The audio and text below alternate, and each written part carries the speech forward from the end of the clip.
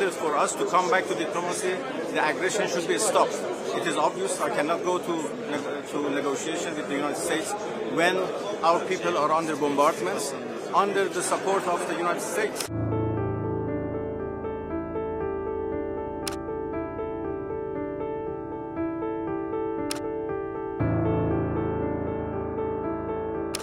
Iranian Foreign Minister Abbas Araqchi said there was no room for negotiations with the U.S. while Israeli attacks continued, as foreign ministers of the Organization of Islamic Cooperation gathered in Istanbul.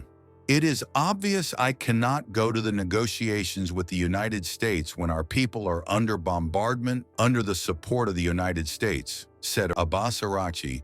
What we are doing right now is exercise of our legitimate right for self-defense against the act of aggression, which is done against us unprovoked and in a very brutal way. But in order for us to come back to diplomacy, the aggression should be stopped. It is obvious I cannot go to negotiation with the United States when our people are under bombardments, under the support of the United States. We have come, unfortunately, to the conclusion that the United States has been in this aggression from the beginning. You know, they deny, they keep saying that they are not involving, but we have many indications that they have been involved from day one. And now, you know, the tweets, interviews by the U.S. President is quite clear that he's talking about the U.S. leadership on this question. The comments follow remarks by U.S. President Donald Trump, who said he might support a ceasefire in the week-long aerial conflict between Israel and Iran, depending on the circumstances. What did you say to the Supreme Leader of Iran said that they will not? Say good luck. What is the end game? Say it? It's already run out. That's why we're doing what we're doing. Yeah, they had 60 days and a big, 60 days, plenty of time. And they made a mistake. Honestly, they made a mistake. Their country's in ruins. So many people are dead that shouldn't be dead. It's a very sad thing. Have you been answered questions about whether you are moving closer, or you believe the U.S. is moving closer to striking Iranian nuclear facilities? Where's your mindset on that? I can't say that, right? You don't seriously think I'm going to answer that question? Will you strike the Iranian nuclear component? And what time exactly, sir? Sir, would you strike it?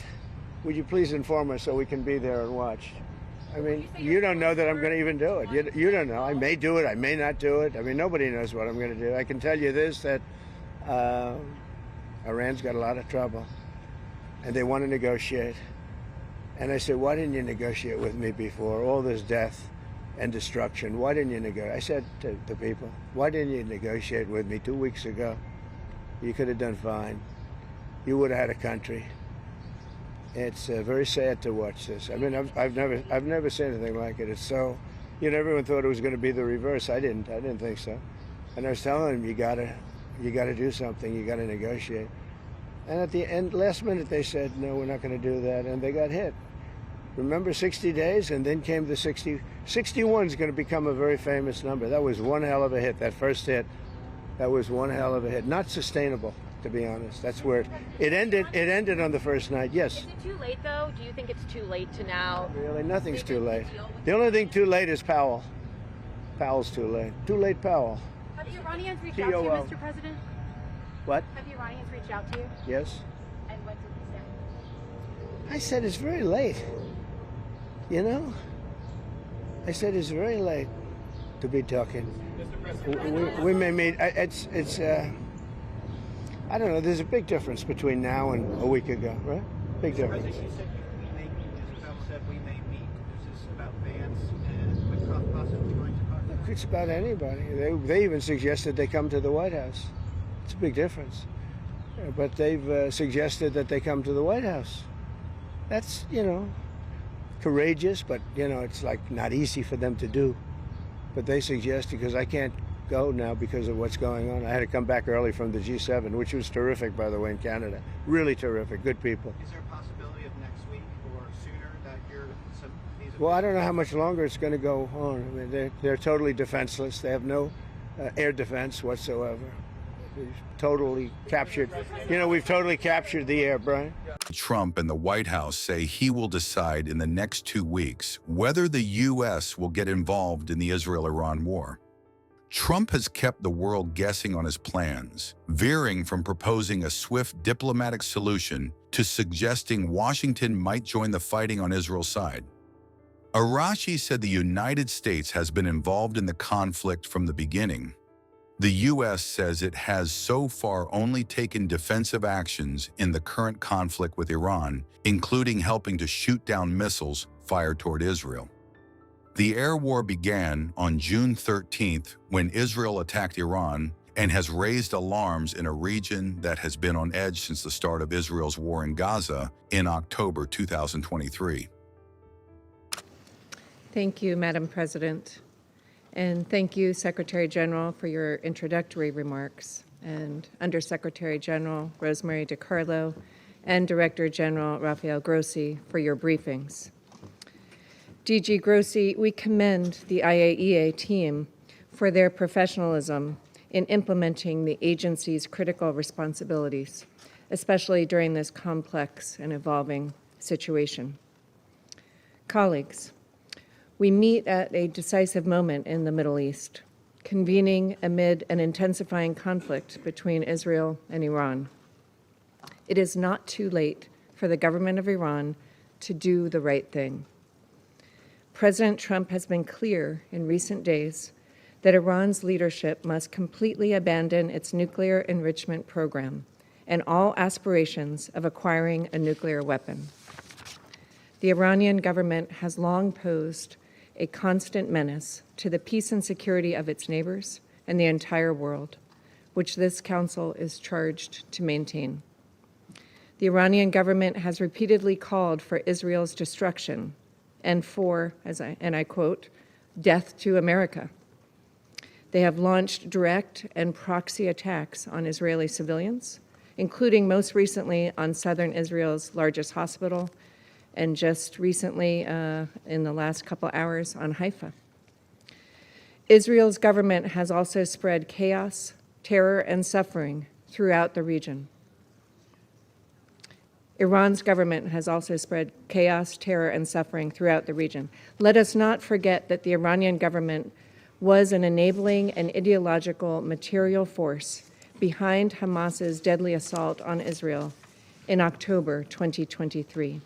And it twice attacked Israel last year with hundreds of ballistic missiles. The Iranian government also encouraged its terrorist proxy, Hezbollah, to open a northern front from Lebanon and enabled Houthi rebels in Yemen to become a menace to global trade and freedom of navigation, and to launch long-range missiles endangering civilians in Israel. In January 2024, a drone attack from an Iran-backed terrorist group on a U.S. military facility in Jordan killed 3 American service members. Enough is enough. President, as the leaders from the Group of 7 stated earlier this week, Iran is the principal source of instability and terror in the Middle East. The G7 also reaffirmed the right of Israel to defend itself.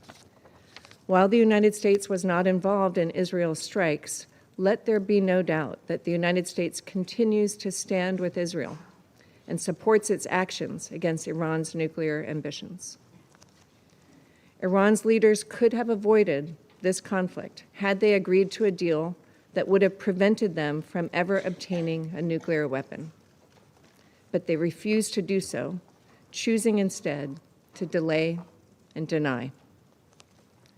We can no longer ignore that Iran has all that it needs to achieve a nuclear weapon. All it needs is a decision from their supreme leader. That is unacceptable, and this council must urge them to change course.